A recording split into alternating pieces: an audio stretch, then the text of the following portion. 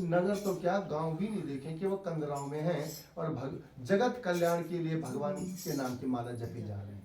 कुछ मिल गया, कंदमूल खा ले तो खा ले, बाकी कुछ नहीं। अच्छे भी आज भी हैं, असली घी आज भी है तो नकली भी है, असली दूध भी है तो नकली भी है, सब कुछ असली नकली सब कुछ है आज भी। तो अच्छे, एक ने कहा भाई अच्छे महात्मा नहीं मिले तब क्या होगा। और जितने ये बाबा बने हैं ना, जो अंदर बैठे 4-5-6 सालों से, एक दिन में ब्राह्मण जाति का नहीं, गूगल पर सर्च करके देख लें, ऐसा कुछ नहीं। तो ब्राह्मणों का बेस जरूर बना लिया। हाँ जी, पंडित भी लगा लिए कहीं तो अपने आगे, सब जाट फाट पता नहीं क्या क्या है। तो अच्छे महात्मा भी हैं, ऐसा नहीं है। कोई बूढ़ी माता हो, अच्छी बात बताने वाले हो, तो उनके पास जरूर बैठे। एन एग्जाम्पल, उदाहरण, जैसे 2 छात्र है ना, एक छात्र 50-55% पर अटक रहा है और दूसरा छात्र 80-90 पे जा रहा है। वो 55 वाला 80-90 के साथ बैठेगा तो एक दिन वो भी 80-90-95 पहुंच जाए, क्योंकि उसे वैसे ही संग मिल रहा है। या यूं समझिए, नववधु आई ससुराल में, ये मैं प्रसंग समझाने के लिए कह रहा हूँ ना, सुना नहीं रहा हूँ, समझ में तब आ जाएंगे, नहीं तो सत्संग कैसे होगा इस पर चर्चा नहीं हो पाएगी। नववधु ससुराल में आई, इधर एक सास मिली पड़ोस में, उस सास ने कहा बेटी तेरे बारे में सुना मैंने और मुझे बहुत अच्छा लगा। माँ जी तुमने क्या सुना? बेटी मैंने सुना कि सारे घर का काम बड़ी हंसते हंसते करती है, तेरे 4-5 तो जेठ है, 5-6 तेरे दीवर हैं, 3-4 तेरे नंदे हैं और कितने प्रेम से उनके साथ रहती है। तो सास ससुर तो मैंने सुना उनको तो बेड पे बैठे बैठे खाना खिलाती है। बेटी मेरा भी मन प्रसन्न हो गया। उस बहू को यहाँ पे वो महात्मा के रूप में मिल गई, वो इस बूढ़ी माता अच्छी बात बता रही है। उस बहू के मन में आएगा अब मैं इससे भी और अच्छा करने का प्रयास करूँ, क्यों उसकी तारीफें हो रही ना, उससे भी अच्छा लग रहा है। यहाँ पे सत्संग मिल रहा है उसे।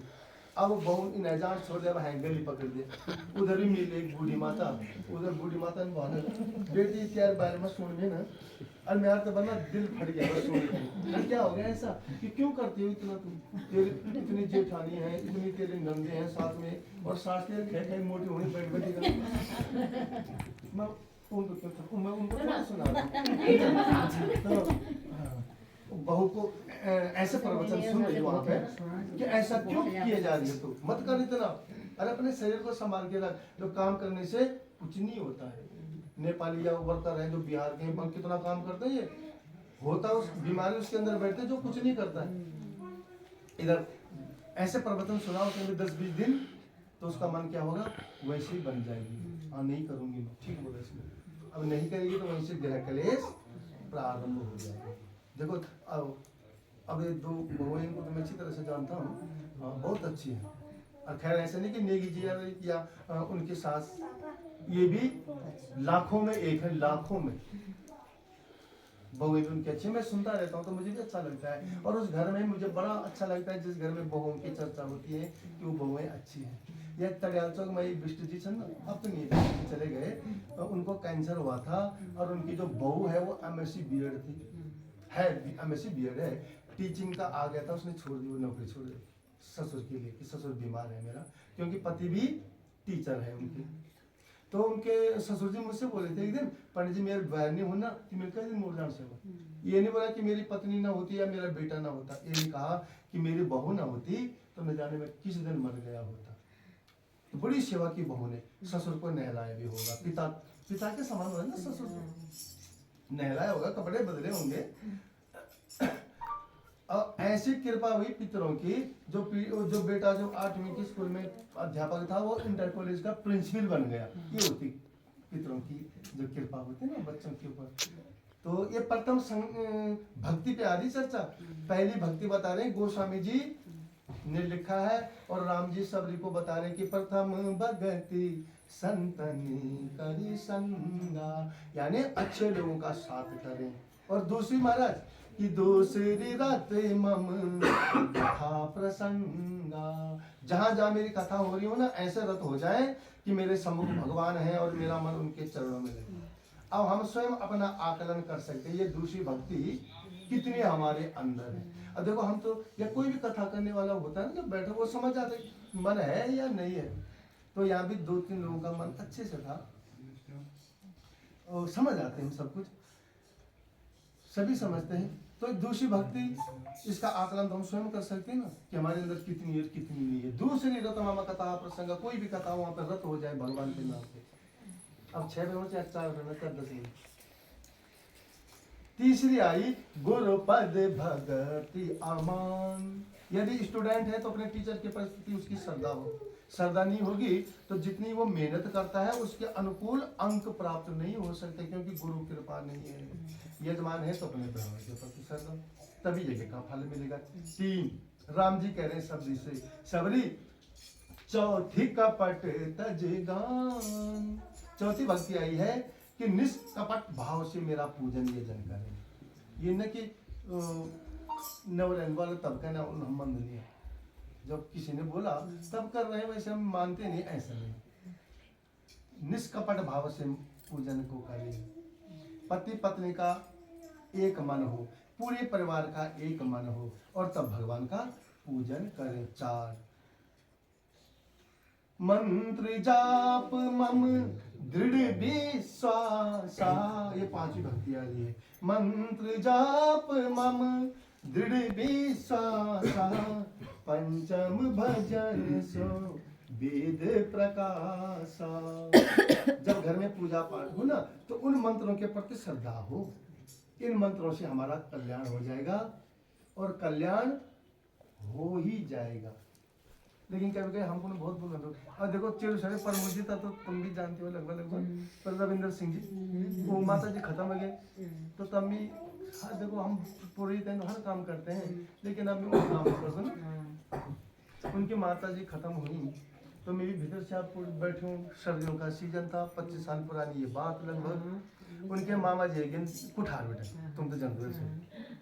तो मैं तो अंदर बैठा था तो मामा जी भैरम, अरे रवे ठीक है कहीं से कन कहीं से, हाँ भाई ये प्रोग्राम है ऐसा वैसा मत कर, बोलता हूँ बामण तो खाने पीने ढंग से है ना। तुमने तो देखा बड़ी बामण ऐसे ठगते रहते हैं, मत कर ऐसा बस। तो उस समय तो खून भी जरा 25 साल का था, तो मैं अपनी 54 साल का तो गुस्सा में आया, थोड़ा सा आया बाहर। हाँ क्या बोली मैं, मिस्टर मत निबल में इधर मत, क्या बोली तुम मत तुम्हारे माँ पिता से बनना, मैं तुमने कुछ किया, हम इनके कोर्स पर जब तुमने किया तो इनको क्यों रोक रहे तुम, अधर्म की ओर क्यों ले जा रही है, इनको भी करने दो ना। तो गोस्वामी जी कह रहे हैं कि मंत्र जाप मम दृढ़ विश्वास, पूजा पाठ हो ना तो मन से श्रद्धा से उस पूजा को भी हो सके तो श्रवण करें, और ये निष्ठा हो हमारी कि हमारा काम इन मंत्रों से सफल हो जाएगा तो हो जाएगा। छठदमशील बिरत बहु कर्मा, छठदमशील न हो, और 7वीं आय की जथा लाभ संतोषा, जितने हमारे पास है उतने में हमें संतोष हो और आगे बढ़ने का हम प्रयास करते रहें। बढ़ने का तो नित्य निरंतर प्रयास करना हमने। और 8वीं जरा कठिन किया कि सपने वो देखा हूँ नहीं परिदोषा, सपने में भी हम किसी के बारे में गलत न सोचे। एक आदमी ने ना भगवान की भक्ति की कई सालों तक, भगवान बड़े खुश हुए, बोल वक्त से वरदान मांगो, पर वो गरीब आदमी हूँ, जो मैं चाहूँ वो मुझे मिल जाए बस। भगवान ने कहा हाँ जो तुम चाहोगे तुम्हें मिलेगा, लेकिन तुम्हारे पड़ोसी को दुगना मिलेगा, फायदे वाली चीज, और नुकसान वाली मांगोगे तो दुगना नुकसान। उसने कहा प्रभु पड़ोसी को दुगना मिले 4 गुना मिले, इससे मुझे क्या लेना, जो मुझे चाहिए वो तो मिलेगा ना। कि हाँ, तो घर में आया, कई वर्षों के बाद दीपक ज्योति जलाई, भगवान अपने इष्ट देव भगवान का स्मरण किया और कहने लगा प्रभु एक मकान बन जाए मेरा। सुंदर मकान बना, लेकिन उधर पड़ोसी के 2 बन गए। अगले दिन कहा इसने प्रभु मकान तो अच्छा है ना, एक अच्छी गाड़ी भी होनी चाहिए। अच्छी गाड़ी आई, इसकी आई 1 और पड़ोसी का 4, 2 घर थे तो 2 गाड़ी खड़ी होगी। अगले दिन कहता है प्रभु ये 2 मंजिला और पड़ोसी हो गया 4 मंजिल। तो अभी तक तो ठीक ठाक था, पॉजिटिव थिंकिंग, सकारात्मक सोच, लेकिन अब इसके मन में कुछ होने लगा कि इतने वर्षों तक वो बर्फ मेरे सिर में पड़ी, ओले मेरे सिर में गिरे, बारिश मैंने देखी, धूप मैंने देखी, और मुफ्त में मजा ले रहा पड़ोसी। अगले दिन वाले दिया बत्ती जले, भगवान का स्मरण किया कि भगवान जी मेरे एक आंख फुट जाए, उधर पड़ोसी की 2 आंखें साफ। अब भी चाइना ऐसे, तब कहता अगले दिन प्रभु घर के आगे एक कुआं खुद जाए मेरा, इसका 1 हुआ तो पड़ोसी के 4। अब इसने बोला इसको मैं फेंक के चैन लूंगा। अगले दिन कहता प्रभु आधा लटक जाऊं मैं कुएं के ऊपर। वो तो अंधा था बेचारा, घर से बाहर निकल रहा था और एक कुएं में समा गया वही।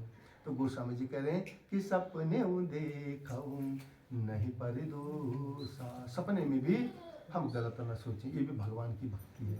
और नवी आई सरलता के साथ हम अपना जीवन यापन होते ना, कई लोग बहुत पैसे वाले होते हैं और फिर भी सरलता के साथ रहते, पता नहीं चलता कि धनाढ्य लोग हैं, आम आदमी बन के रहते हैं। और एक आदमी तो इतना सरल था कि केवल खाना ही खाया करता था घर में, और घर वाले परेशान हो कि खाता ही खाता है, काम तो कुछ करता नहीं है, घर से बाहर निकल दी। सरल आदमी बेचारा।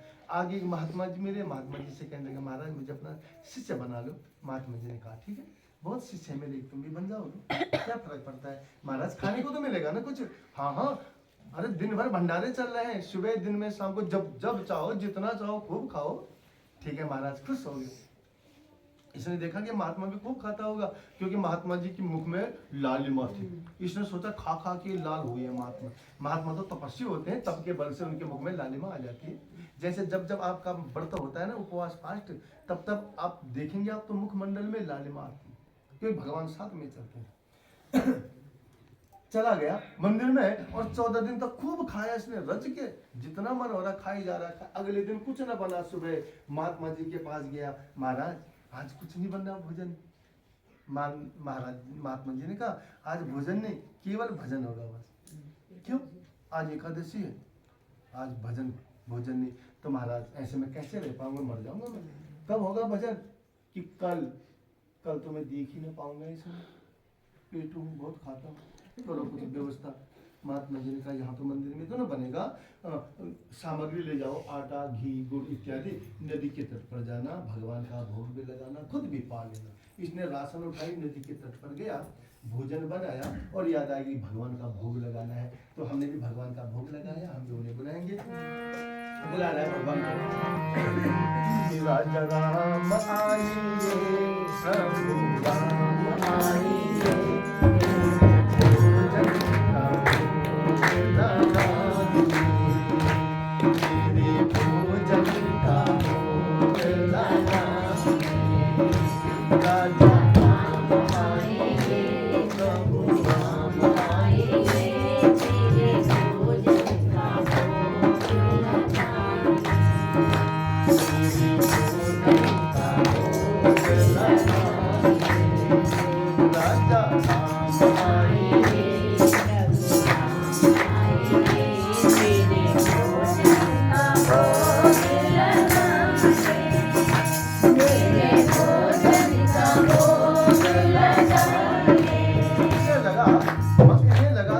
शायद आ गए मेरे आगे, आंखें बंद थी, धीरे धीरे आंखें